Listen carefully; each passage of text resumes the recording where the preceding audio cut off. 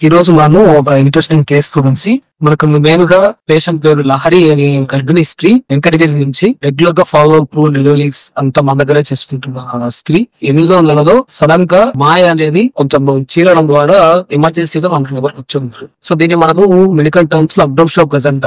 So అప్పుడు వెంటనే మన గైనకాలజిస్ట్ ఇమీడియట్ గా కేసు టేకప్ చేసి బిడ్డకి అర్థం ఏమవుతుంటే ఆక్సిజన్ సప్లై బాగా తగ్గిపోతుంది. సో చాలా ఇబ్బందికర పరిస్థితుల్లో బిడ్డ డెలివరీ అవుతారు. సో అలాంటి బేబీ డెలివరీ అయిన తర్వాత మనకు neonatologist DM neonatologist doctor Jagadish గారి ఆధ్వర్యంలో సక్సెస్ఫుల్ గా బేబీని చాలా ఇబ్బందులు బేబీని మనము వెంటిలేటర్ హెచ్ఎఫ్ఓ మీద నుంచి తీసుకొచ్చి ఇప్పుడు ఈ రోజు డిశ్చార్జ్ చేస్తున్నాము. సో దీని గురించి ఎలాంటి చాలా సిద్ధులయ్యో డాక్టర్ జగదీష్ గారు చేస్తారు. అందరికీ నమస్కారం.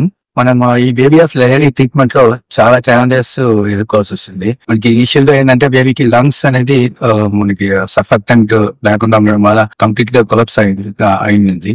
తర్వాత మనకి ఏంటంటే హై ఫ్రీక్వెన్సీ బేబీకి ఆక్సిజన్ రిక్వైర్మెంట్ చాలా ఎక్కువ ఉండేది.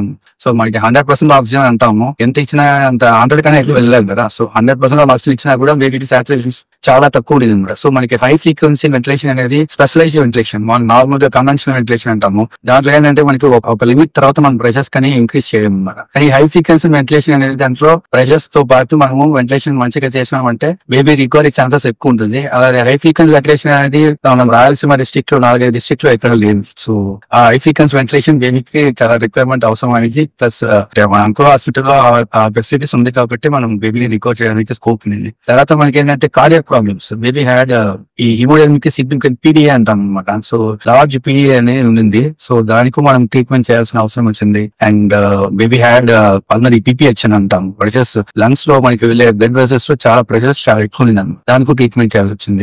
We face lot of challenges, but we were able to recover the baby, and the baby is doing well now. So we hope baby will do further also. Thank you. So దీంట్లో parents support కూడా, father support కూడా చాలా ఉంది. వాళ్ళు మనకి freedom ఇచ్చి అంటే ఒకసారి చెప్పింది ఓపిక విని కంటిన్యూ చేయడం వల్లనే ఈ విధంగా బేబీ రికవర్ అయింది. సో మనకంటే వెంటనే ఇంప్రూవ్మెంట్స్ కనపడదు, కానీ తనుండి మన చెప్పిందల్లా అర్థం చేసుకొని బేబీకి కంటిన్యూషన్ ఆఫ్ ట్రీట్మెంట్ పోవడం వల్లనే baby recover అవ్వగలిగింది.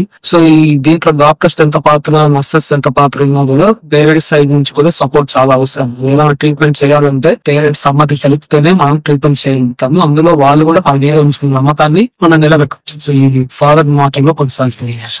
Wife Lahari pregnant తో కింద పడుతుంది. దానికోసం ట్రీట్మెంట్ వచ్చినప్పుడు డెలివరీ చేసి బేబీకి ఎక్కువ ఇబ్బంది ఉంటే ఇక్కడ ఇంత సార్ ట్రీట్మెంట్ బాగా చేసి రికవర్ చేశాను.